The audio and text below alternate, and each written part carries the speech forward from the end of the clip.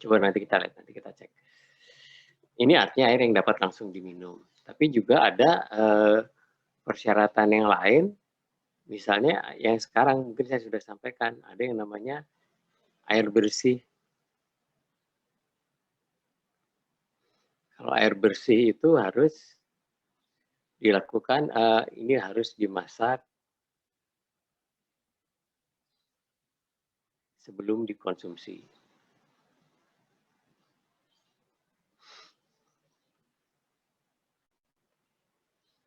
Nah, kemarin yang saya sampaikan persyaratannya adalah ini sebenarnya aman dari segi kimia dan fisik.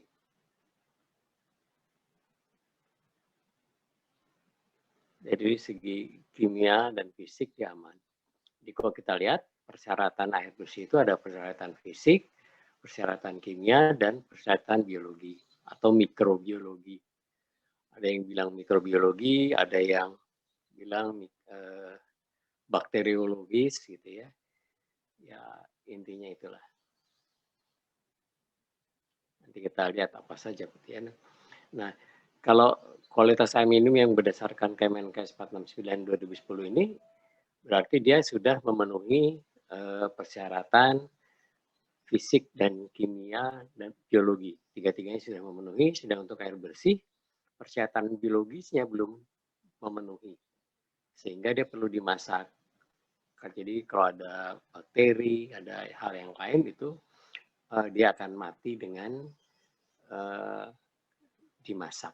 Gitu ya. Nah, sehingga kemarin sudah saya sampaikan gitu kalau di mana di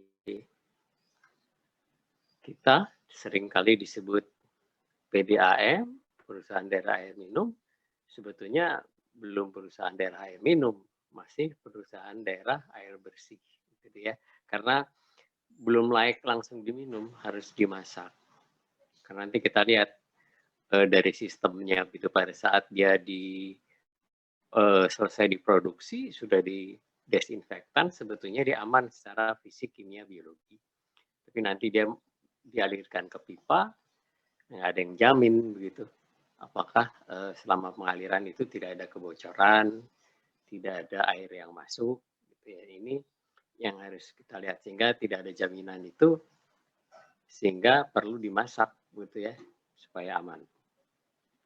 Nah, itu dari segi kualitas nanti kita bahas lebih lanjut. Kemudian dari segi layanan. Nah, untuk kalau Anda bikin sistem pelayanan air bersih, baik di gedung maupun di kota, ini ada persyaratan kuantitas. Persyaratan kuantitas ini harus memenuhi kebutuhan.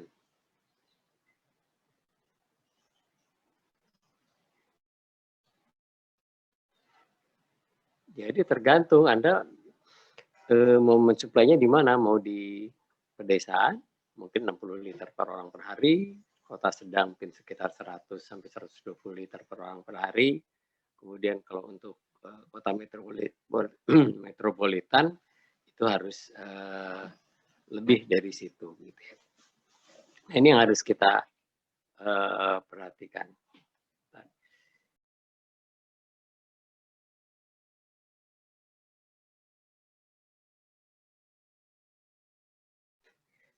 Nah, jadi tergantung. Kemudian kalau Anda buat apartemen, kita lihat apa pola hidup atau gaya hidup dari konsumen Anda seperti kalau dia mungkin dia kayak mesin cuci begitu ya. Nah, mesin cuci itu ada di setiap unit apartemen ataukah dalam setiap lantai disediakan laundry room gitu ya. Nah, itu akan membuat itu untuk kebutuhannya ya. Kalau untuk sistemnya Anda sudah belajar di plumbingnya kalau untuk dalam gedung.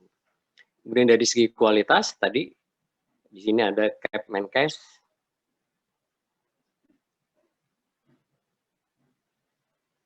Nah, kemudian dari segi kontinuitas itu kapanpun diperlukan harus selalu ada.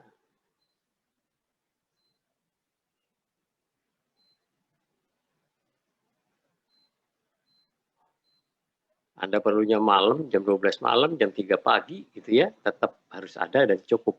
Gitu. Jadi ini adalah prinsip pelayanan air bersih itu harus menyangkut 3 hal itu. Ya, jadi itu yang baik. Jadi jangan sampai orang harus nunggu dulu gitu ya. Nah, umumnya PDAM di beberapa kota itu giliran. Kenapa giliran? Ya sebetulnya karena memang mungkin tekanannya yang tidak cukup atau jumlahnya ada kuantitasnya tidak bisa memenuhi sehingga di giliran. Jadi sudah karena kuantitasnya tidak terpenuhi maka kontinuitasnya juga tidak. Ya. Jadi seringkali sudah harusnya air minum menjadi air bersih sekarang turun kuantitasnya kurang ini harus ada jadinya tidak kontinu. Oke. Nah, kemudian ini jadi kesehatan 2010-nya benar, tapi 492. Jadi ini saya betulin yang di atas. 9 harusnya 492 di sini.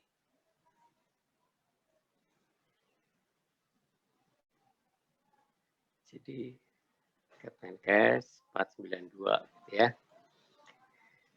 Nah, ini untuk syarat air minum. Jadi air yang dapat langsung diminum. Nah, kalau kita lihat ada ini parameter yang langsung berhubungan dengan kesehatan. Ada mikrobiologi, ada bakteri E. coli, total bakteri coliform. E. coli itu adalah coli secara umum. Tidak boleh ada, tidak harus nol. Total bakteri ini Escherichia coli ini sebetulnya seringkali kita sebut itu fecal coli ya, harusnya ada yang namanya fecal coli. Fecal coli itu artinya yang ada di pencernaan. Kemudian ini bakteri coliform itu juga harus nol. Kemudian ada zat kimia. Zat kimia ini beracun, ada arsen, fluorida, kromium, kadmium, nitrit, nitrat, cyanida, selenium. Nah ini yang tidak boleh, ini bersifat juga ada parameter yang tidak langsung berhubungan dengan kesehatan. Ini fisik dan kimia. Dan kemudian ada golongan ketiga itu yang lain, gitu apa standar-standar zat kimia lain atau parameter lain yang tidak kurang berbahayanya gitu ya, tapi tetap kita harus perhatikan.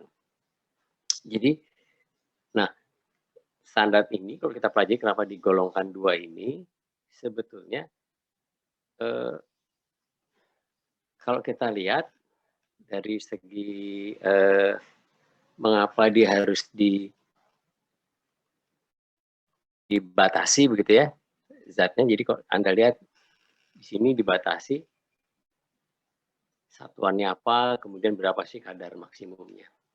Nah ini kalau saya sampaikan kira-kira ada 3 alasan sebetulnya. Jadi kita punya 3 alasan pembatasan, 3 kemungkinan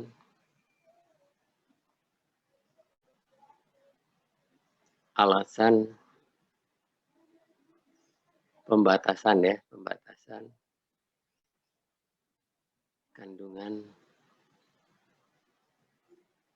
parameter air bersih.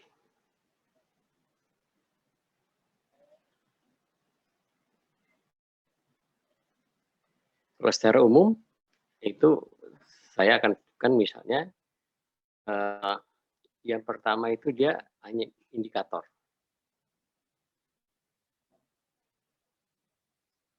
Satu, ini dia merupakan indikator pencemaran.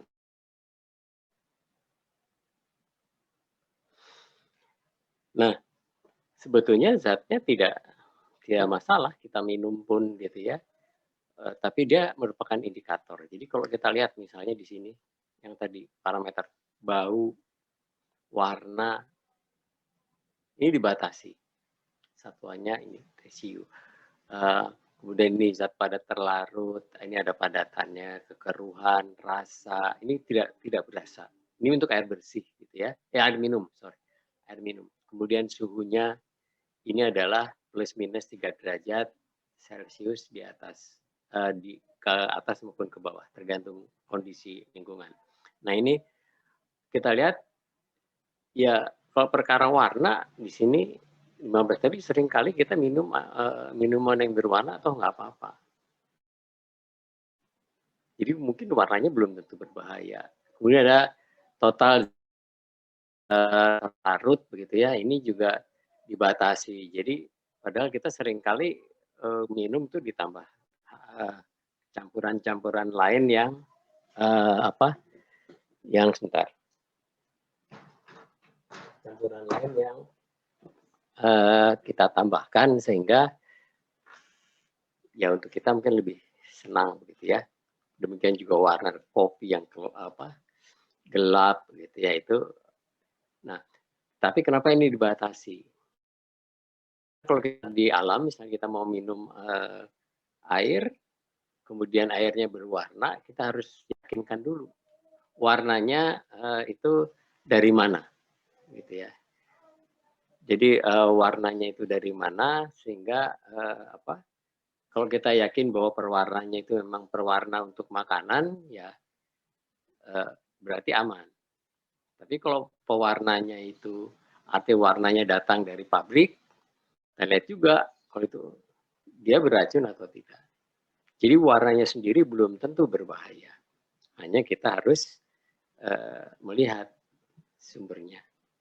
Nah, itu adalah indikator. Demikian juga suhu gitu ya. Kita minum kopi enaknya hangat-hangat, gitu ya, panas. Tapi kalau di alam kita lihat ada air yang panas, kita harus lihat dari mana panasnya. Apakah dari pendingin industri? Bisa juga. Berarti ada ikutannya apa enggak yang lain. Kemudian juga apakah ada zat kimia yang membuat reaksi panas, eksoterm, itu juga zatnya bahaya atau tidak. Misalnya ada sulfatnya, itu kan panas. Ada belerangnya, itu kan panas. Nah, ini adalah umumnya untuk parameter fisik, punya indikator pencemaran. Gitu ya. Ada lagi misalnya sebetulnya yang dia sebetulnya indikator, tapi seringkali ini perdebatan. Ini misalnya coliform. Di sini disebutkan yang berhubungan langsung dengan kesehatan. Gitu ya. Harus 0, nggak boleh ada satupun di dalam air minum. Padahal bakteri coli itu di dalam perut kita itu ada berjuta-juta. Di dalam perut kita. Buktinya kita juga nggak jadi masalah kan, justru itu membantu pencernaan, itu bakteri coli gitu ya. Dan rasanya kalau di kita ada berjuta-juta, ditambah 10 pun di sini mungkin nggak jadi masalah gitu ya. Tapi kenapa di sini dibatasi? Masalahnya kalau kita mau minum air, kemudian ada bakteri colinya. Bakteri coli ini belum kan penyakit gitu ya, yang tadi saya sebutkan ada dalam perut.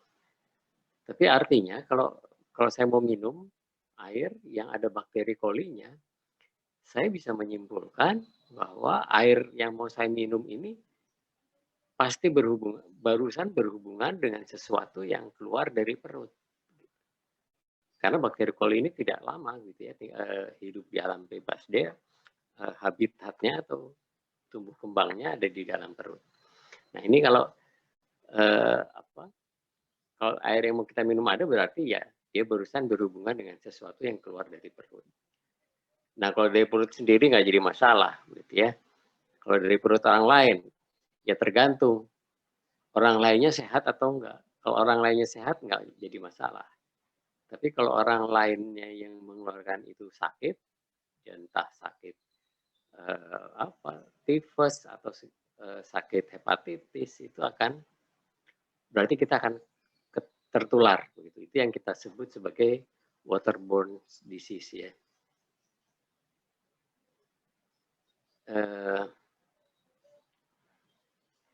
Jadi penyakit yang ditularkan melalui penyakit melalui air. Nah, kalau hanya tifus atau sakit perut biasa, biasanya itu kalau sakit perut itu Anda ada namanya sakit, jadi ada namanya masa inkubasi ya. Jadi masa inkubasi itu adalah waktu mulai dari terinfeksi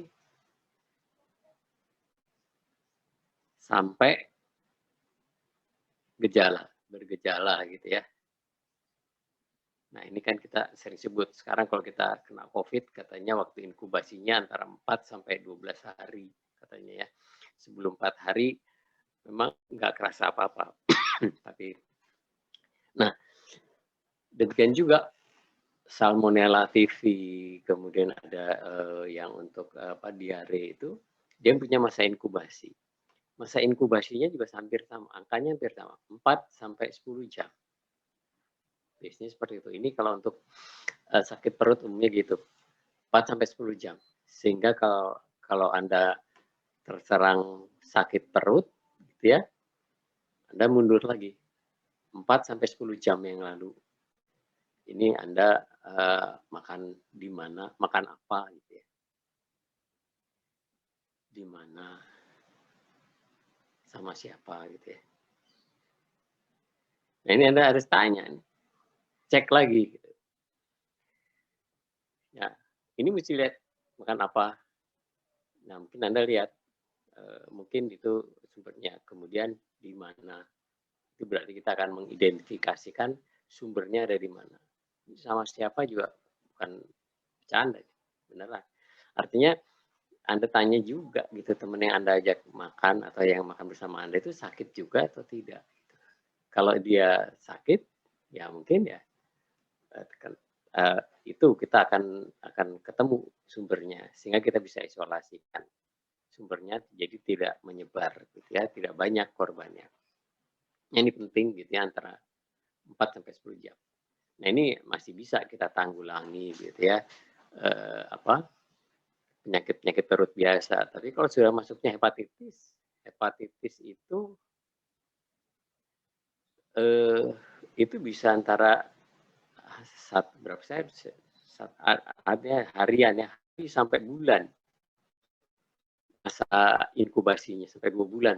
Nah, ini kalau kita harus tracing balik seperti sakit perut susah gitu ya. Kalau toh Anda ingat korbannya sudah terlalu banyak. Sehingga ketat di sini. Satu pun tidak boleh gitu ya. Ada bakteri coli yang dapat. Tapi sebetulnya kalau itu kalau ada juga ya bisa santai-santai aja gitu ya, dalam artian ya kita harus waspada aja. Kita yakin nggak yang keluarnya dari orang sehat. Ya. Walaupun terus kemudian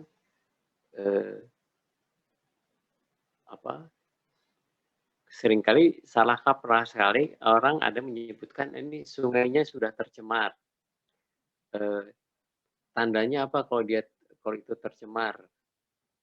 Tandanya itu adalah karena ada bakteri colinya. Nah, ini harus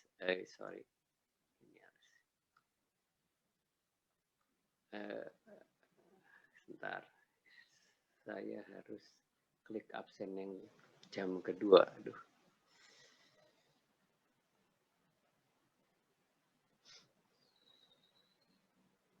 Oke, Anda juga kalau bisa sambil absen jam kedua silahkan. Tadi sama mana? Oke, jadi orang seringkali menyebutnya air sungai itu sudah tercemar karena diketemukan bakteri coli.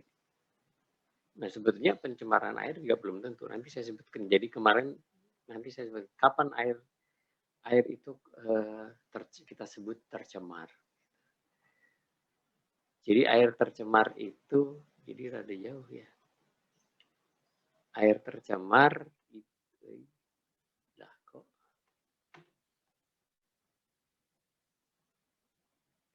Waduh. Ininya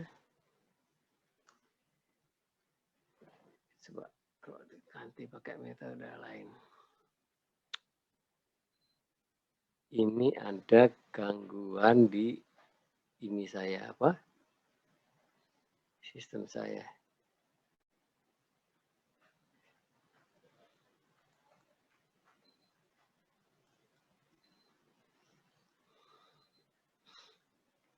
Ya, oke, nggak apa-apa. Jadi saya nggak tahu ini bisa karena ada oke di sini bisa. Oke. Jadi kapan air itu disebut tercemar itu adalah kalau air disebut tercemar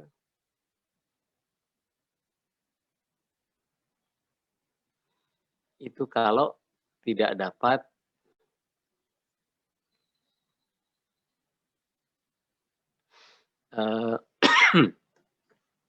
tidak dapat menjalankan fungsinya.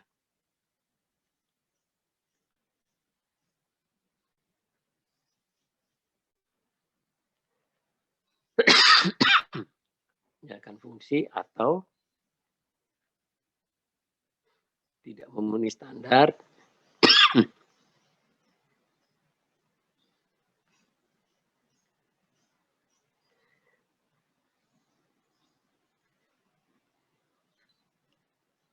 sesuai peruntukannya.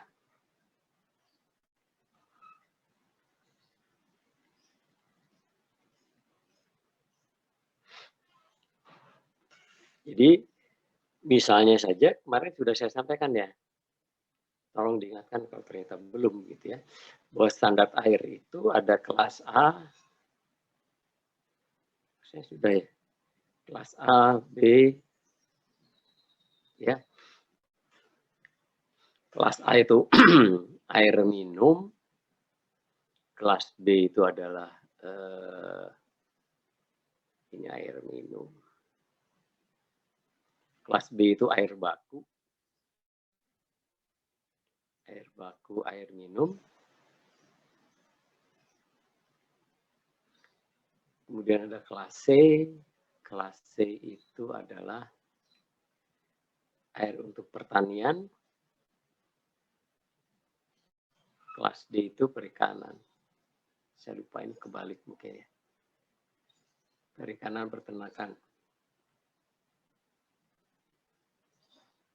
Mungkin ini terbalik ya, sorry.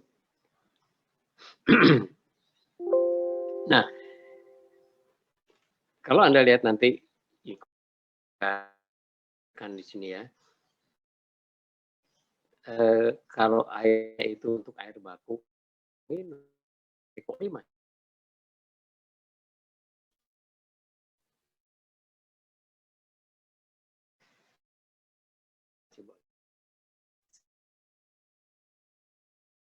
Bukan bakteri coli ya, kita cek dulu sungai peruntukannya untuk apa, ya. Ini Anda perlu minum gitu, kemudian ternyata ada colinya, sakit belum tentu juga, gitu ya. Karena tadi dia sebetulnya indikator. Jadi tadi kita ini kan indikator ini misalnya tadi apa warna itu indikator temperatur.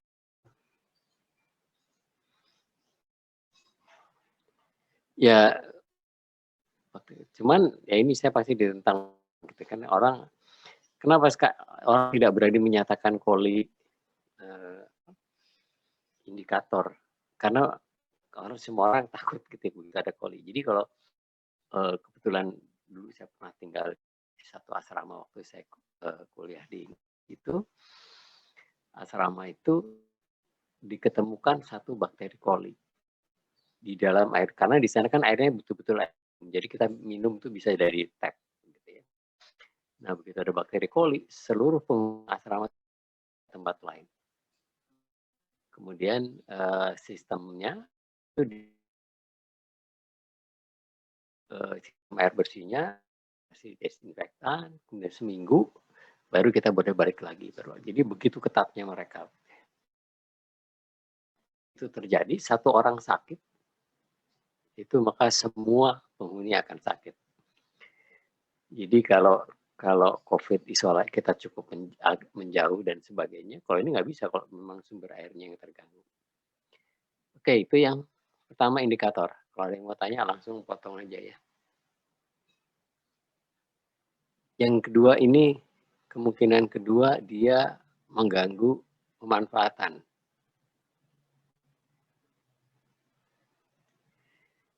Mengganggu pemanfaatan air. Ya mungkin tidak berbahaya bagi kesehatan, ya mengganggu air. Mungkin apa di sini yang bisa kita ambil, besi misalnya. Nah, kalau Fe gitu ya, Fe atau besi di dalam air itu bentuknya Fe kali ya. Dia akan di FeOH 3 kali. Ini akan mengendap berwarna coklat. Nah, sehingga ya ini kok plus H2O dulu, sorry ini harus tambah H2O-nya dulu ya. Ini akan ya bisa disamakan nanti ininya apa? Satunya ini ada endapan coklat. Jadi Anda sering lihat sehingga kalau Anda lihat di dalam bak itu punya bak mandi gitu, seringkali di sisi-sisi ini ada coklat, warna coklat gitu ya. Warna kecoklatan. Kemudian ini Anda harus sering bersihkan, kalau nggak lama-lama dia akan nempel. Jadi kemudian Fe ini juga kalau Anda digunakan untuk mencuci baju yang putih gitu ya, itu akan pudar gitu, menjadi kecoklatan, jadi putih tua gitu ya. Jadi tidak cemerlang lagi. Nah, ini adalah bakteri Fe. Kemudian juga rasanya, dia mengganggu rasa. Jadi kenyamanan untuk kita gunakan juga menjadi berkurang. Nah, ini kalau kita Fe kita banyak menggunakan Fe gitu.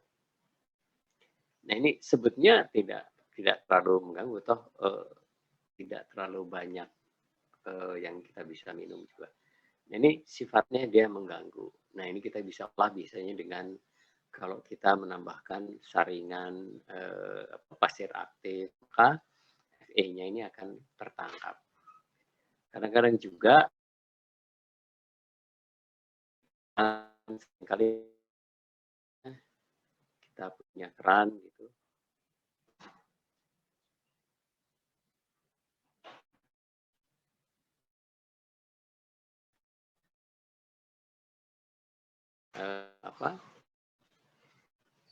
Selang di sini kita menggunakan selang, masukkan ke paket. Nah, ini sering kali di sini kelihatannya berlendir gitu ya. Ini kenapa dia berlendir? Berlendir ini adalah menandakan adanya koloni bakteri besi gitu. Jadi ada koloni bakteri besi di situ dan dia sifatnya itu tadi dia lendir berkumpul di situ ya. Ini akan baunya bau anjir gitu biasanya akan terjadi. Ini kan mengganggu pemanfaatan. Gitu. Jadi salah satunya itu. Yang kedua tadi manghan juga sama sifatnya. MN ya. Fe, Mn itu biasanya. Nah, ini biasanya menghilangkannya cukup dengan kita lewatkan ke filter, kita filtrasi, di sininya pasir aktif. Sebetulnya dengan oksidasi saja dia juga akan berubah sebenarnya kita endapkan. Itu juga, tapi tidak dia juga ada pasir aktifnya. dia akan tangkap oleh pasir aktif. Pasir aktif itu adalah pasir yang dikasih KNNO4 ya, kalium permangganat. Kalau dulu saya mau bikin pasir aktif, pasir bangka itu kita cuci bersih atau pasir biasa, KM-4. Kemudian nanti itu digunakan untuk filtrasi gitu. Pertama memang air merah kita buang. Lama-lama ini air sudah tidak merah, dia oksigen yang di sini akan mengikat Fe. Nah, sekarang agak sulit begitu kita kalau mau beli kalium permangganat ini sebetulnya dia oksidator ya. Dulu sering dipakai untuk membersihkan kuman, kalau itu disemprotkan ke sayuran, kuman juga akan mati, itu sayurnya seger. Tapi sekarang susah kita cari KM-4. Kalau kita beli KM-4, waduh harus pakai KTP segala macam ya. Saya nggak tahu sekarang masih atau tidak. Tapi kemarin sempat itu kita mencari KM-4 itu harus ngisi form gitu. Kenapa? Karena ini pakai campuran bahan peledak juga. Jadi ya jadi sulit kita ya untuk mendapatkan itu. Jadi kita ya sudah beli aja pasir aktif yang sudah jadi itu bisa Anda gunakan. Jadi nanti kalau Anda bikin gedung, kalau Anda lihat-lihat mana yang jualan di pinggir-pinggir jalan ya untuk saringan itu salah satunya itu ada pasir aktif. Kemudian ditambahin karbon itu untuk menyerap bau gitu ya. Ada zeolit itu untuk menetralkan begitu ya. Itu yang itu adalah kapur tadi ya. CaOH ya biasanya. Atau Ca2+ ini Nah ini kapur ini akan mengganggu. Dia mungkin tidak ada, memang ada yang berpendapat kalau kita minum air yang ada hanya kapurnya akan akan batu ginjal, mengganggu batu ginjal misalnya, padahal belum tentu juga. Nah ini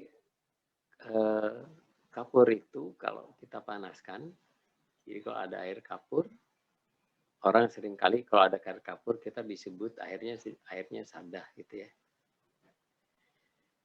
Nah, kalau ada air kapur di sini, kemudian Anda panaskan,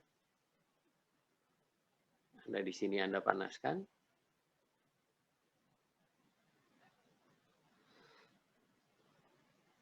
maka apa yang akan terjadi? Maka itu akan ada endapan putih di sini.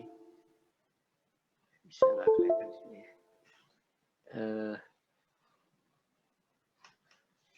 Ini akan muncul endapan di sini. Di dasar tungkunya akan terjadi endapan. Nggak kelihatan misalnya. Jadi misalnya di sini akan muncul endapan. Endapan kapur putih. Ini ada endapan. Nah, endapan ini menghambat panas begitu ya, menghadap transmisi panas ini akan terhambat begitu di sini. Sehingga nanti pada berikutnya, kok ini makin lama makin tebal, maka kalau Anda mau memasak nasi makin lama ini juga kalau umur pancinya ini sudah lama, Anda memasakkannya perlu energi yang lebih banyak. Di sini ada pemborosan energi, gitu ya. Sehingga ya ini mengganggu. Dan lebih bahaya lagi kalau itu misalnya Anda pasang atau Anda gunakan untuk mengisi air radiator kendaraan, yang radiator mungkin boiler gitu ya, atau ya radiator juga boleh lah. Jadi misalnya atau water heater. Jadi kalau water heater misalnya itu kan ada selang kapilernya begini. Airnya itu masuk ke sana, kemudian ini dipanaskan gitu ya, ini keluar ke sana. Kemudian di sini mungkin ada elemen pemanasnya.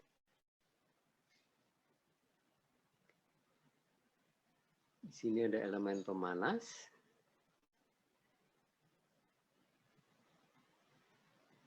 sehingga airnya keluar di sini panas. Nah, kalau ini dipanaskan, kemudian terjadi endapan gitu seperti tadi, di sini endap misalnya.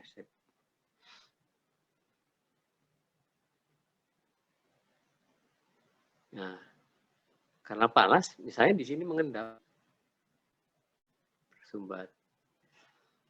Kemudian maka dia akan berhenti airnya. Kemudian di sini juga misalnya kalau tersumbat, airnya nggak lancar, maka ini akan terpanaskan terus. Sehingga lama-lama dia bisa meledak gitu karena panasnya. Kalau dia mengalir kan dia suhunya relatif konstan. Ya, tapi kalau ini tersumbat atau kalau di utara, maka ini airnya akan tidak ada, makin lama makin panas. Pendinginan mobilnya pun tidak akan sempurna. Sehingga itu bisa nanti mesin ininya akan melengkung begitu ya, si cutnya. Ini juga kalau di boiler juga tidak boleh seperti ini, dia akan meledak. Jadi kalau ada ada boiler yang meledak, itu biasanya karena airnya mengandung kapur. Sehingga air untuk boiler itu persyaratannya cukup ketat. Jadi harus ada yang kemarin saya sebutkan, harus ada proses demineralisasi gitu ya. Ini adalah contoh yang mengganggu pemanfaatan. Kalau kapur ini biasanya kita bisa dengan ini ya, NaOH juga bisa. Kemudian kemungkinan yang ketiga itu adalah baru yang kalau ini yang jelas-jelas ini mengganggu kesehatan, kemungkinan ketiga.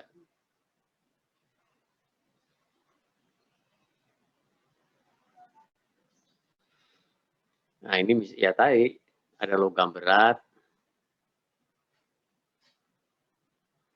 Tadi misalnya sianida gitu ya. Dan sebagainya. Logam berat yang tadi di standar ini. Nah, ini arsen, fluorida, kromium, kadmium itu adalah logam berat. Itu langsung beracun. Kemudian juga ada tadi bakteri patogen.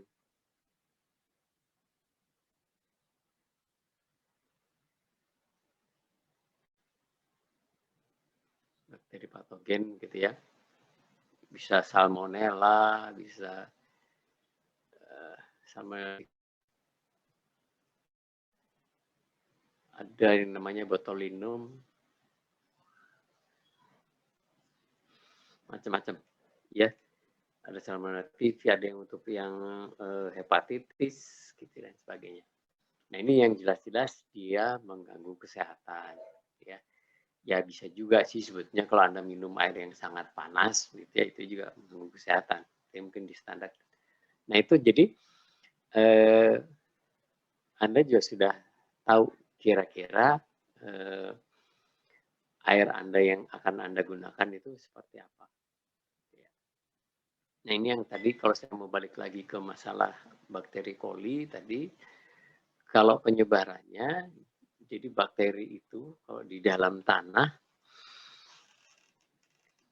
itu dia bakteri itu akan mati ini kira-kira 11 meter. 11 meter itu kira-kira 2 hari berjalannya. Ini sebetulnya bergantung dari jenis tanahnya. Kalau dia tanahnya tanah pasir, itu dia 11 meter tuh biasanya bakteri sudah mati. Itu sebabnya mengapa kalau Anda punya di sini ada tangki septik,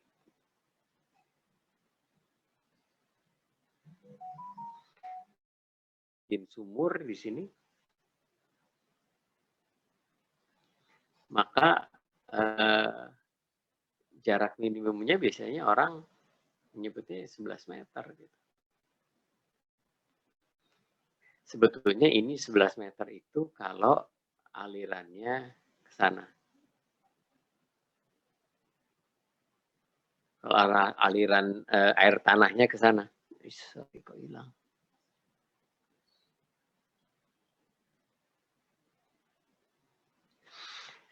Kalau air tanahnya, tapi kalau air tanahnya ke sebaliknya mungkin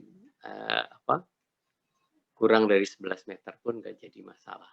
Gitu ya. Hanya ya tetaplah kita unsur kehati-hatian ya sudah 11 meter. Nah ini yang seringkali kita hati-hati.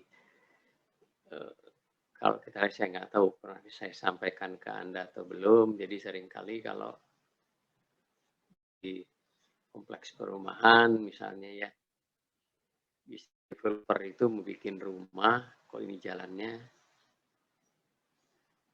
bikin rumah, naruh septic tanknya biasanya di sini. Sini ada septic tank, tangki septic, kemudian sumurnya ditaruh di belakang. Sehingga dia menjauhkan begitu ya, supaya punya jaraknya cukup. Karena ini kan mungkin biasanya ini juga tidak terlalu lebar. Mungkin sekarang variasi lah ya, ada yang 6 meter lebar depannya, ada yang 8 meter. Jadi kalau ke samping mungkin sudah sulit. Sehingga dia taruh supaya sejauh mungkin. Nah kemudian karena rumahnya dianggap kurang gitu ya, akhirnya ditutup di sini. Sumurnya kalau dipindahin ke sini dekat sama septic tank, mungkin pindahin ke sini. Sebentar.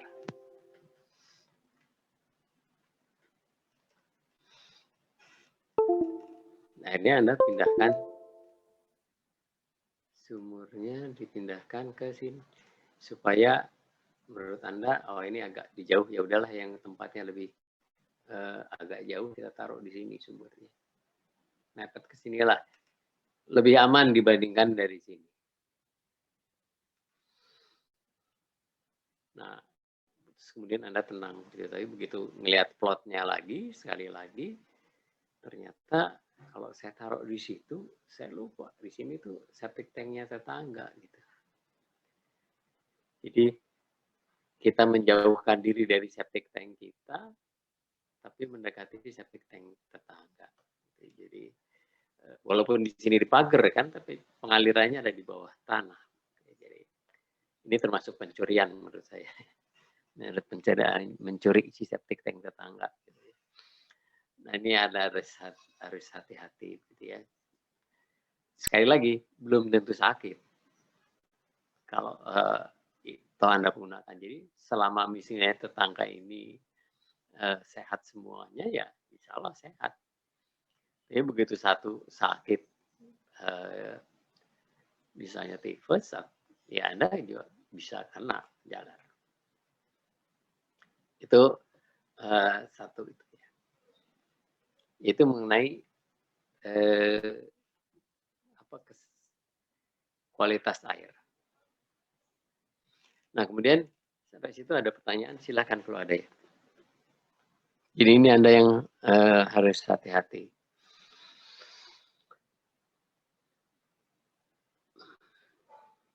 Satu hal lain mungkin yang sebetulnya kalau nanti juga bisa dijelaskan, cuman saya takut sering lupa gitu ya. Untuk perumahan-perumahan. Begitu seringkali ada perumahan yang dilayani oleh PDAM. Tapi mungkin seringkali karena tadi kuantitasnya tidak cukup.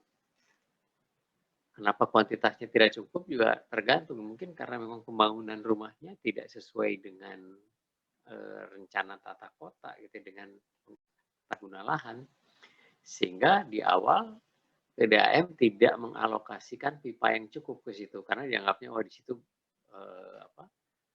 nggak ada perumahan, maka dia tidak mengalokasikan pipa yang cukup. Ternyata belakangan dibikin perumahan. Nah kalau merubah kan nggak seperti listrik sih tinggal tarik kabel ya selesai gitu ya. Tapi kalau pipa kan nggak seperti itu, gitu. Jadi harus ada aturannya. Nanti kita lihat. Nah Yang mau saya sampaikan seringkali di kompleks yang tidak ada atau yang airnya sering giliran itu masyarakat seringkali menggunakan pompa.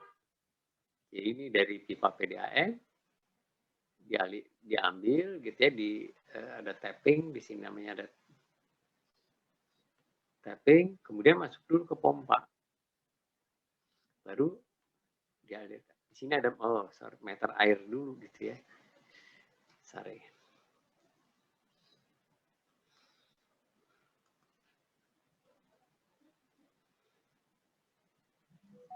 Mungkin saya gambarnya diagram aja, skematis saja supaya ada gampang. Jadi misalnya ini air dari PDAM masuk, biasanya di sini ada meter air, kemudian ada keran. Bisa di stop, kemudian ini yang masuk ke rumah. Nah ini seringkali oleh masyarakat, karena airnya sedikit, itu dipompa.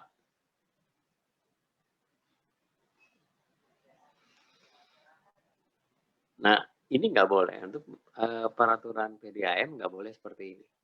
Jadi, untuk rumah juga nggak boleh, apalagi kalau Anda bikin bangunan. Ini nggak boleh. Kenapa tidak boleh? Itu adalah, kalau kita suplai airnya memang dari segi kuantitas kurang, maka apa yang terjadi sebetulnya di dalam pipa ini, jadi pada saat kekurangan air, itu pipanya kosong.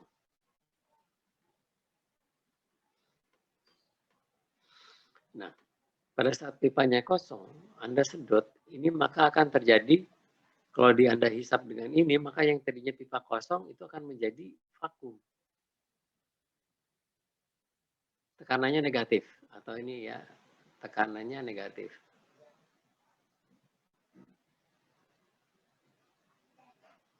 Nah, kalau tekanannya negatif, negatif dibandingkan tekanan di luar, apa yang terjadi itu pada sambungan pipa itu akan masuk air yang dari luar. Kalau dia tekanannya negatif, ini akan ada masuk air dari tanah, air dari lingkungan. Ini akan masuk ke sana. Nah, kalau sudah masuk di sini, bakterinya akan berkembang. Kalau bakterinya berkembang, sudah. Air ini sudah tidak steril lagi. Nah, ini bahayanya.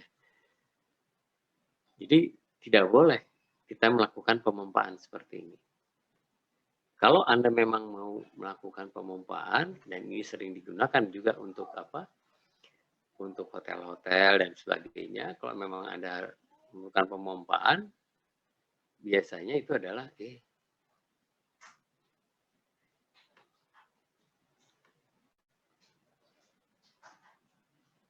ini setelah meter air,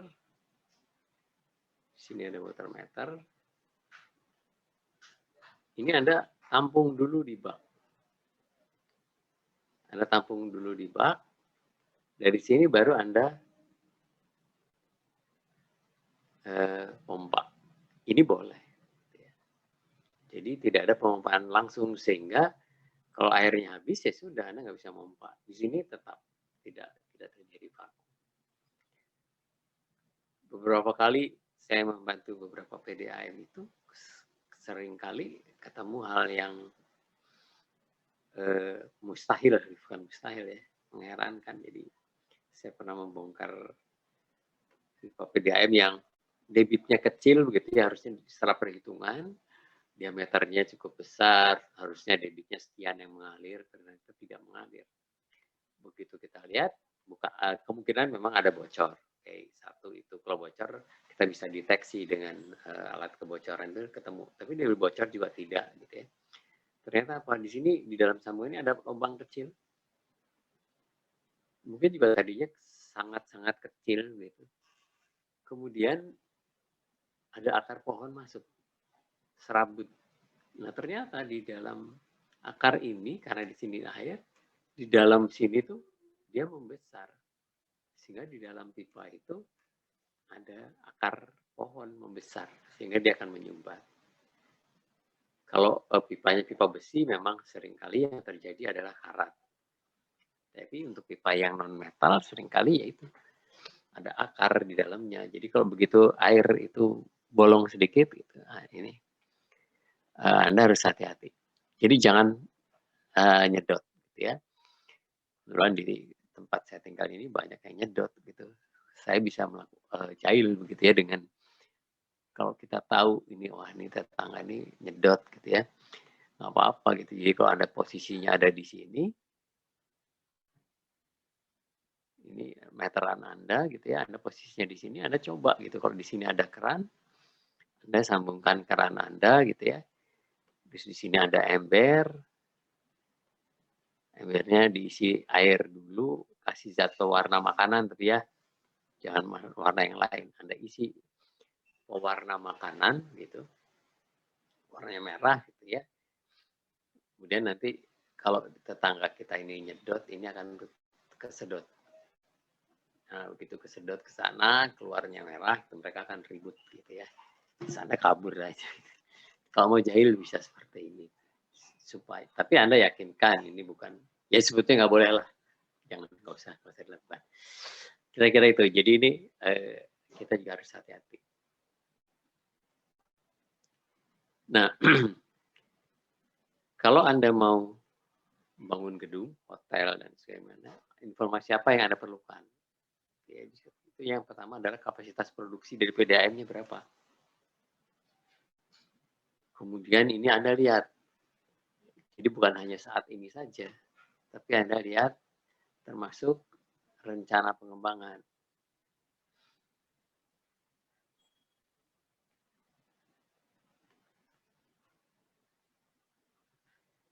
Nah, ini produksinya berapa liter? Kira-kira kalau dipakai sama Anda cukup atau tidak? Kemudian diameter pipa distribusi terdekat itu berapa?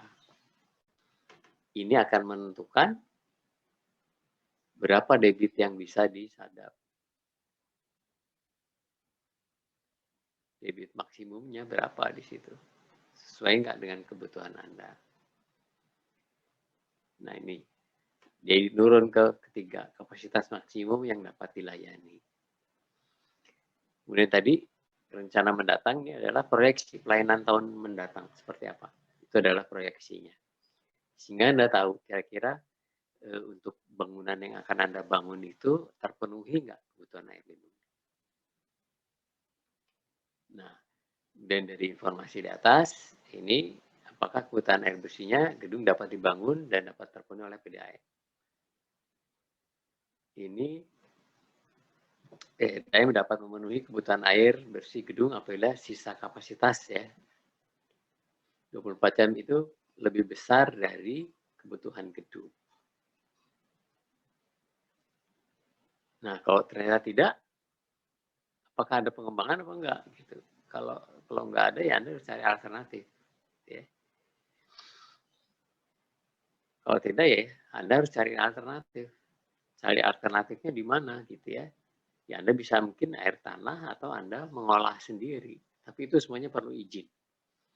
Nanti yang kemarin terjadi di beberapa gedung di Bandung itu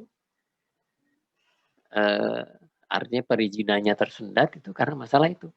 PDAM udah sekarang aja nggak mampu gitu ya mensuplai untuk apa. Boleh dipastikan lah kalau di kota Bandung itu sekarang aja produksinya kurang. Jadi kalau ada gedung baru di kota Bandung ya Anda patut mempertanyakan gitu ya. Itu bakal dapat air dari mana. Kalau kemudian ngebor itu ditanyain lagi. Memangnya masih boleh gitu di Bandung ngebor. Beberapa pertanyaan kritis yang mungkin apa? Ya Anda harus hati-hati. Di setiap kota lah itu harusnya Anda mulai melihat ke sana. Itu informasi. Kemudian kebutuhan air bersih ini dinyatakan dalam liter per hari atau kubik ini apa? Kemarin kelihatannya sudah saya sampaikan ya. Kebutuhan air maksimum, kebutuhan air apa? Puncak gitu ya. Itu harus Anda lihat. Ini untuk gedung, ini fluktuasi tergantung dari pada operasional gedung. Kalau dia perkantoran, mungkin dia puncaknya pada jam 12 pada makan siang, gitu ya. Itu adalah puncaknya. Tapi kalau dia apartemen, itu mungkin antara jam pagi ya, pagi dan malam itu puncaknya ada di situ. Jadi tergantung sekali di gedung apa yang Anda rancang. Sehingga nanti Anda akan lihat gitu. Jadi debit rata-ratanya apa. Nah, untuk gedung ini yang kemarin saya sampaikan, perhitungan debit fluktuasinya ini biasanya kalau untuk perencanaan pipa kita gunakan perhitungan dengan sistem unit beban. Ini perhitungannya menggunakan unit beban itu adalah kemungkinan pemakaian bersama.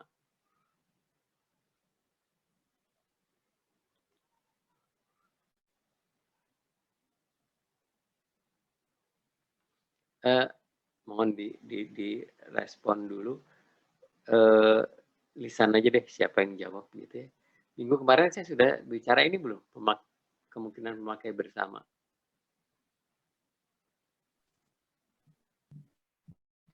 Unit beban, kemudian pemakaian bersama. Ada yang ingat saya sudah bahas atau belum ya? Halo? Belum, Pak. Belum, Pak. Belum? Belum, Pak. Belum, Pak.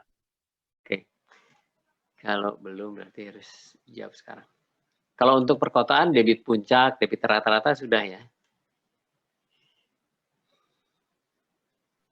Belum juga, Pak. Belum juga, Pak. Belum juga. Waduh. Ntar. Jadi kemarin saya ngapain ya? Lupa. Sorry lah. Membahas taman-taman, Pak. Hah? Taman? Sumber air belum? Udah, Pak. Udah kan Tapi ya? baru sampai pembagian yang kalau misalkan daerah tinggi boleh ngebornya berapa, daerah rendah, baru nyampe situ. Oke, ya. Makasih, sorry. Oke, saya tambahin ke situ lah di sini.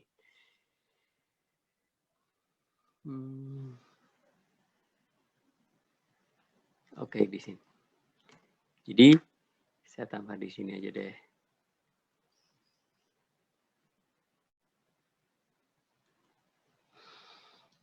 Nah, mungkin saya bicara pemakaian air kota ya. Jadi pemakaian air dalam satu kota.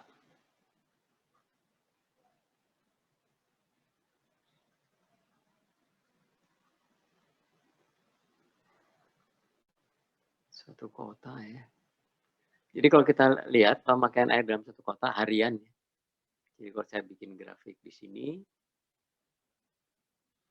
ini jam 00, ini jam 24. Maka apa yang akan Anda dapatkan di sini, kira-kira mungkin pada jam 00 ini pemakaian airnya sedikit.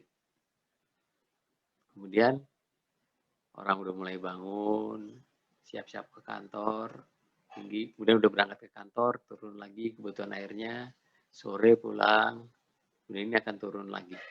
Ya ini kira-kira seperti itulah ya, nggak saya gambar persis. Sehingga kita akan mendapatkan di sini kebutuhan rata-rata. Di sini ada misalnya, aduh jelek. Sehingga saya akan dapatkan di sini kira-kira kebutuhan rata-rata.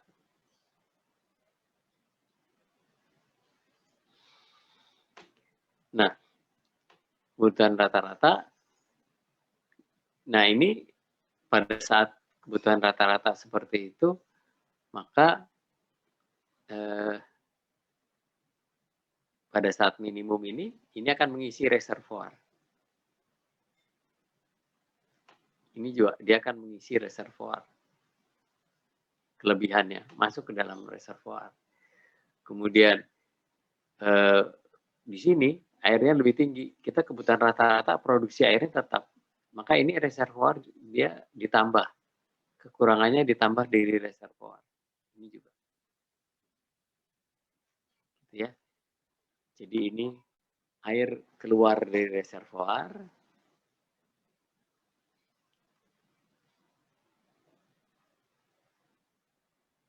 Kemudian yang hijau ini adalah mengisi reservoir.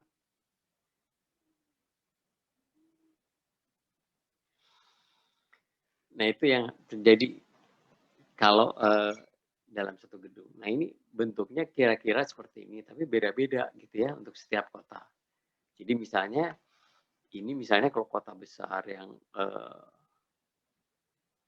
kota umum lah yang Bandung juga mungkin masih seperti ini. Jadi orang bekerja di kota tempat dia tinggal. Ya, itu memang ini akan terjadi ini sekitar mulai naik ini jam 3, ya ini mungkin terjadinya sekitar jam 5 sampai sekitar jam 7 gitu ya. Terjadi puncak, kemudian dia turun. Kemudian nanti mungkin sekitar sore, ini mungkin mulai jam 5, jam 4 sore sampai sekitar jam 7 malam, itu akan puncak, gitu, kemudian turun. Nah, ini akan beda gitu kalau Anda tinggal di kota satelit. Salah satu kota satelit misalnya Anda tinggal di Bekasi, Depok begitu ya. Itu kan orang banyak tinggalnya di Bekasi tapi kerjanya di Jakarta misalnya. Nah, kalau dalam kondisi seperti itu mungkin orang akan berangkatnya jauh lebih pagi gitu ya. Jadi kalau saya gambar lagi untuk daerah kota-kota komuter mungkin dia berangkatnya jauh lebih pagi. Kemudian ini kan turun drastis karena siangnya kotanya nggak ada orangnya gitu ya. Kemudian ini akan lebih malam lagi.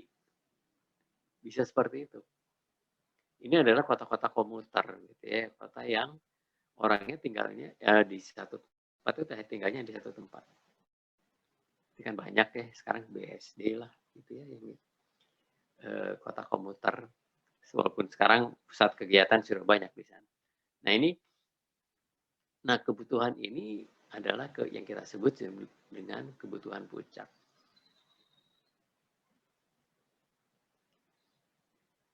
Nah, pipa kita itu harus bisa mengalirkan pada saat debitnya maksimum. Ini yang kita gunakan sebagai debit produksi. Produksi airnya harusnya segini, sedangkan pipanya itu harus bisa mengalirkan tinggi. Nah, ini yang kita sebut debit puncak. Tapi kalau kita lihat dalam 1 tahun, ini mulai 1 Januari sampai 31 Desember. Ini ada sama juga. Ada 1 hari di mana debitnya ini maksimum. Rata-rata hariannya. Jadi kalau ini kita plot gitu ya. Ini ada namanya disebut hari maksimum.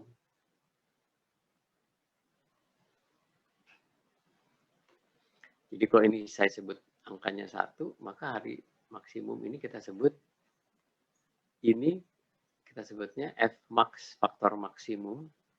Ini antara 1,1 sampai 1,2.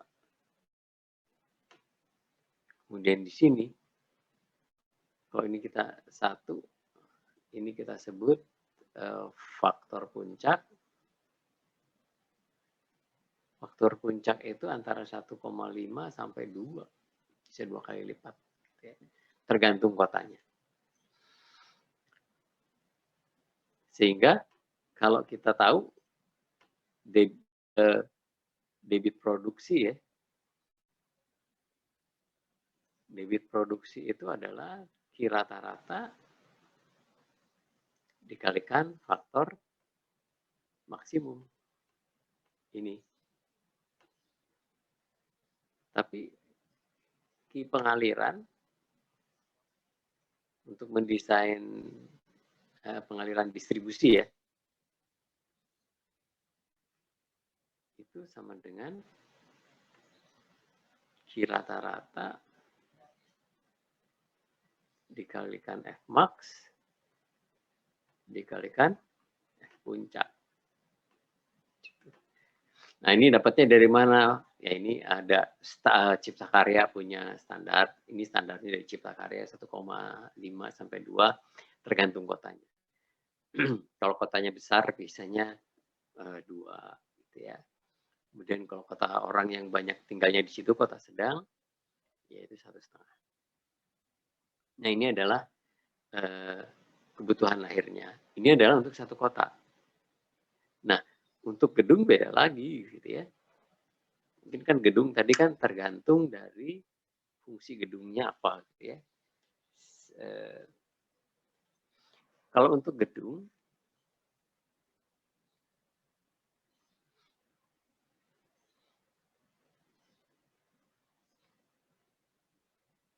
kalau kebutuhan rata-rata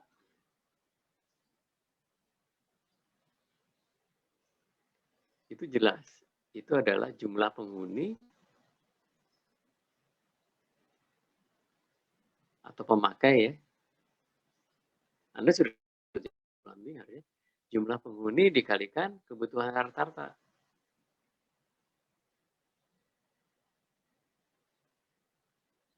Kebutuhan rata ini tergantung dari fungsi gedung. Kalau gedung sekolah misalnya, Anda baca ya, ini ada di standar plumbing di SNI ya, atau bukunya plumbing dari Sofyan Nurbambang gitu ya. Ini Anda lihat, tergantung fungsi gedung. Misalnya gedung sekolah SD itu sekitar 6 meter per murid gitu ya. Kalau dia perkantoran itu juga sekitar 60 sampai 80 per hari gitu. Nah, kalau di apartemen mungkin bisa antara 180 sampai 200. Nah, ini jumlah penghuninya berapa dikalikan kebutuhan rata-rata. Itu adalah kebutuhannya. Ini maksudnya kebutuhan rata-rata per orang, sorry. Nah, untuk debit maksimum, debit puncak, itu Anda gunakan di sini adalah kemungkinan pemakaian bersama.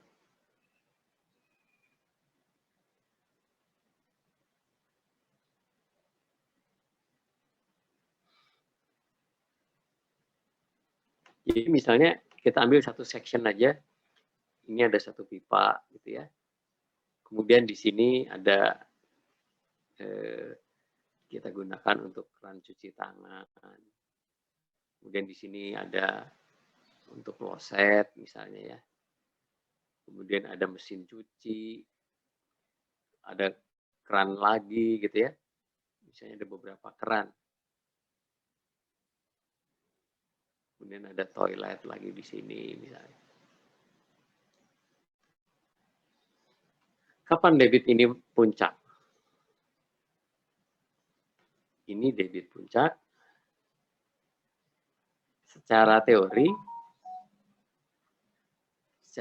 itu debit puncak itu akan terjadi kalau semuanya kerannya berfungsi, jalan, digunakan. Ini pada dasarnya secara teori ini akan terjadi bila semua dibuka. Semua beroperasi.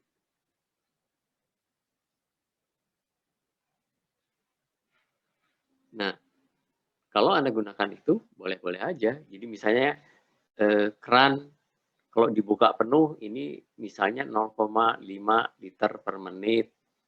Kalau kloset, ini berapa? Ada satuannya, Anda lihat di buku plumbing ya. Anda jumlahkan. Kemudian Anda akan dapatkan debit puncak. Nah, kalau Anda menggunakan itu, kemudian itu digunakan untuk mendesain pipa, maka desain Anda akan terlalu besar. Akan besar. Desain Anda akan mahal. Nah, pada kenyataannya, kalau Anda punya seperti ini, banyak berderet-deret, mungkin nggak sih ini beroperasi pada saat yang sama semuanya? Kan kecil ya kemungkinannya. Mana yang lebih besar? Ini Kalau Anda punya 2 keran,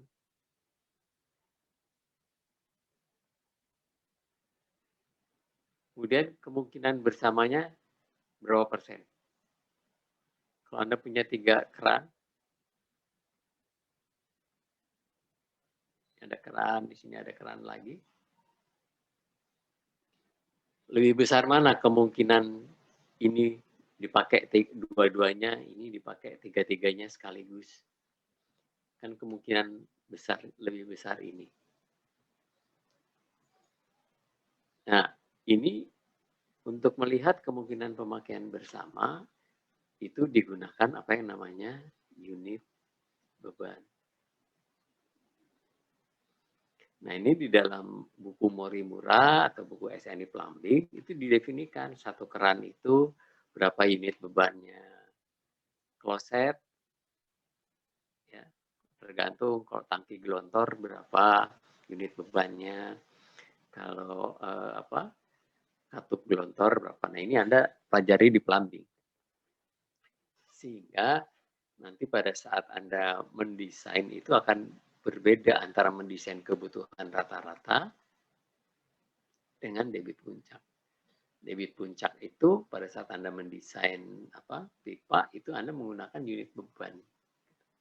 Ini Anda dapatkan di plumbing deh nanti ya, atau sudah plumbing. Nah, itu perbedaan bagaimana kalau kita melihat yang di kota dengan yang di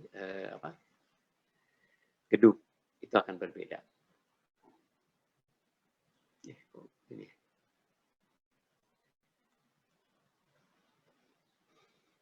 Ini satu kota, satu gedung di atas malah. Jauh deh, kita pindahin. Oke, jadi itu. Nah, kemudian yang saya ingin dapatkan dari Anda, tugas Anda nih. Nah, ini untuk sumber air ini kita pakai, kalau sudah kurang kita melakukan penggunaan air bersih dengan sumber terdekat, melakukan penambahan sumur. Ini hati-hati.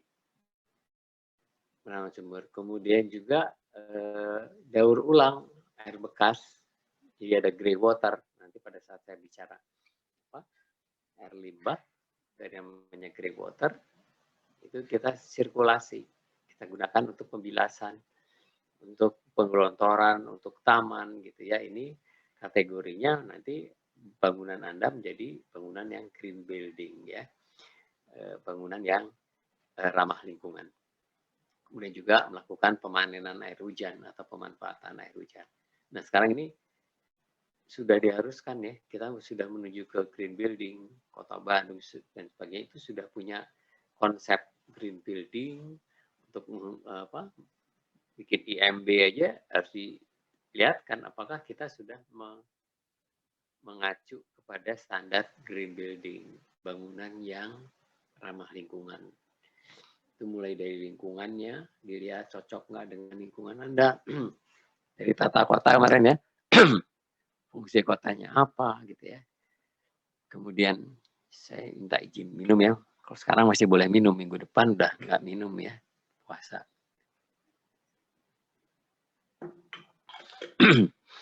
Nah, kriteria green building ini harus termasuk materialnya nanti.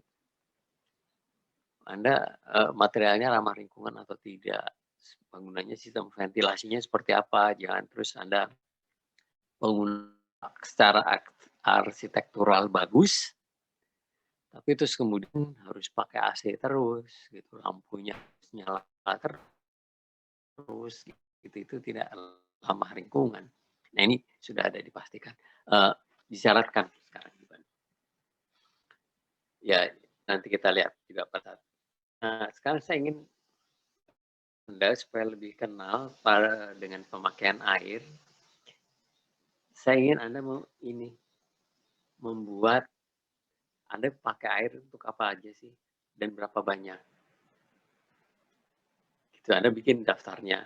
Jadi Anda bikin, misalnya Anda mandi, kalau suka mandi, ya. Berapa kali sehari, setiap mandi Anda perlu berapa liter, jadi sehari Anda perlu berapa liter. Cuci baju, tergantung. Anda jangan bilang, saya cucinya di laundry gitu ya. Ya Anda harus tanya ke laundrynya. Kalau Anda nyucinya di laundry, sekali nyuci perlu berapa liter. Misalnya ini ya, nyucinya seminggu sekali, ya apa-apa. Anda lihat, Anda nyucinya setiap 7 hari. Setiap 7 hari ini perlu berapa liter? Ini tinggal dibagi 7 gitu ya. Bisa Anda cari. Cuci kendaraan dan sebagainya, bersih-bersih rumah. Kalau Anda nggak pernah bersih rumah, nyuruh orang ya tanya, kira-kira perlu airnya berapa. Jadi saya minta Anda membuat daftarnya untuk Anda pribadi ini ya, tugas individu. Anda pakai airnya berapa banyak, gitu ya. Nah kalau sudah dapat berapa banyak, Anda cari, Anda dapatnya dari mana sih airnya? Dari keran gitu ya. Ada.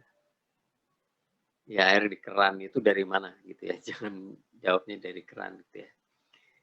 Nanti Anda sebut kalau dari keran untuk mandi, dari keran kamar mandi, untuk cuci tangan dari keran di dapur gitu kan, nggak benar. Jadi maksudnya apakah dari PDAM kah, Anda punya sumber pribadi kah gitu ya, itu yang Anda jawab.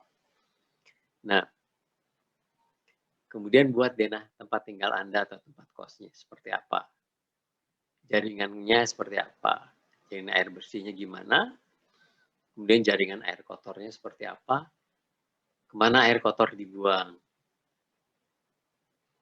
ke saluran yang mana gitu ya, kemana air hujan dialirkan. Ini dosa, ini salah. Ini tahun selamat lahirnya hari Minggu ini. Sorry. Jangan hari Minggu, hari Sabtu ya. Sambil ngabuburit besok.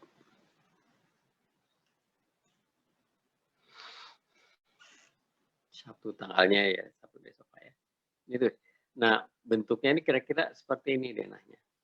Bisa dilihat ya. Ini kebetulan kalau ada yang 3 lantai, lantai 3-nya dibikin tor. Jadi lantai bawah itu pakai apa? Di sini disebutkan dia ini punya tangki, kemudian ada pemompaan, kemudian ada ini apa nih? Ada pembuangannya ada di mana, ada yang pakai tangki septik atau tidak, gitu ya, dibuat. Nah, ini Anda buat denah proporsional saja. Proporsional itu artinya Anda nggak usah pakai skala, nggak apa-apa, tapi dibuat proporsional. Artinya kalau Anda bikin proporsional, kalau Anda buat seperti ini, ya Anda harusnya sudah kebayang gitu. Oh ini berarti ini kalau saya tulis 4 meter, berarti ini pasti 2 meter. Jangan Anda begini gitu ya. Anda sebutkan ini misalnya 3 meter, ini 5 meter, ini nggak proporsional gitu ya. Tapi coba Anda buat, tidak usah pakai skala, tapi proporsional. Nah ini Anda buat tempat tinggal Anda, entah rumah Anda sekarang atau tempat kos, terserah Anda. Kemudian Anda tambahkan koordinatnya. Ini Anda di mana gitu ya. Supaya saya bisa tahu, oh ini di daerah sini. Anda mau yang di Garut, yang di Tasik, ya silakan aja koordinatnya di mana Anda cantumkan. Jadi salah satu, jadi Anda misalnya ada seperti ini, Anda bisa sebutkan, atau tidak perlu detail. Syukur-syukur Anda detail seperti ini. Atau Anda mau karena Anda kan sebetulnya sekarang saya sebetulnya ingin memacu Anda mulai HP Anda jangan cuma dipakai chatting aja, tapi download juga GPS-nya gitu ya. Sehingga sebetulnya kan Anda pakai map, Google Map juga itu akan ketemu posisi Anda, koordinatnya berapa. Nah yang saya harapkan sebetulnya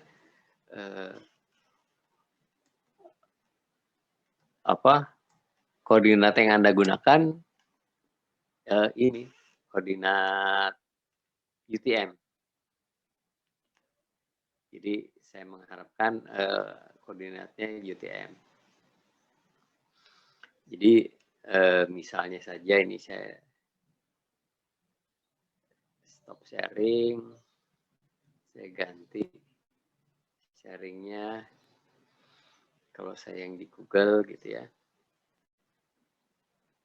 Sudah ganti? Sudah ya? Jadi misalnya ini rumah Anda. Anda kan tinggal ini, pakai pin yang ini. Kemudian Anda geser ke sini.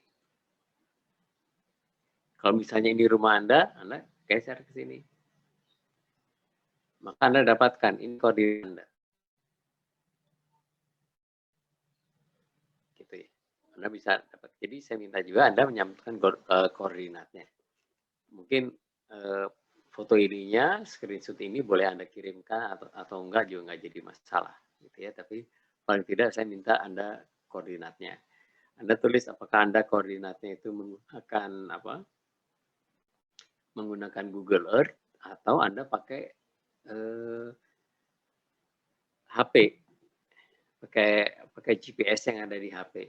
Jadi Anda sebutkan mana yang Anda gunakan, gitu ya. Oke, itu tugas Anda. Jadi tolong diingatkan supaya saya mengirimkan ininya, catatan hari ini.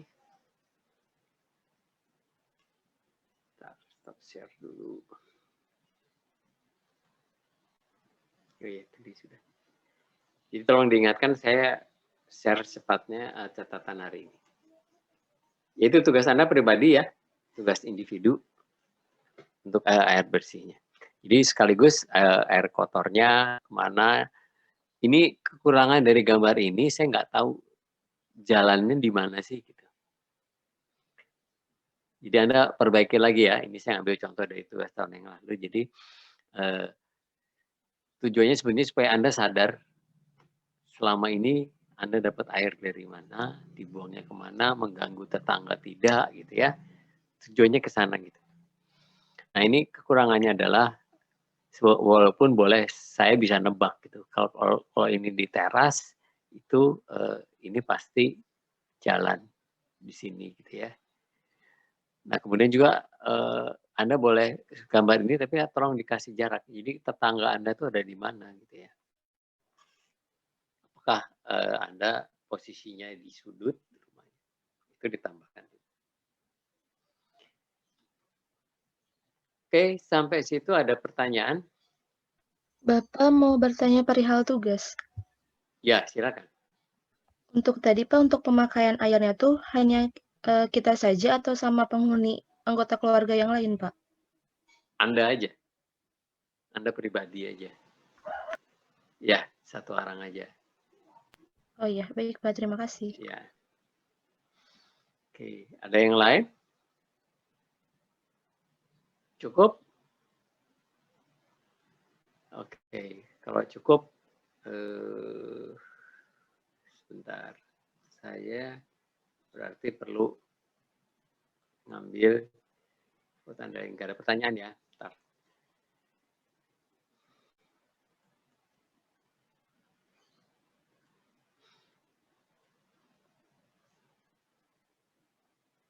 Kalau nggak ada pertanyaan, saya juga nggak sempat tadi tanya chat, nggak sempat breakout room karena harus ada acara lain.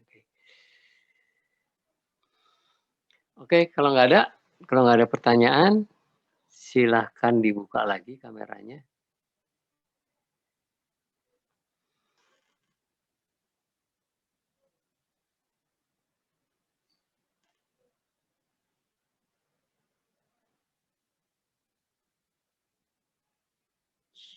Irsyad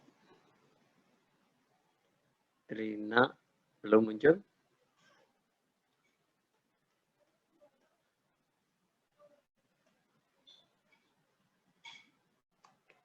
Oke. Siap semuanya, ini mumpung belum puasa gitu ya. Minggu depan udah manyun semuanya gitu. Oke, 1, 2, 3, oke. Oke, sebentar. Karena saya harus bikin berita.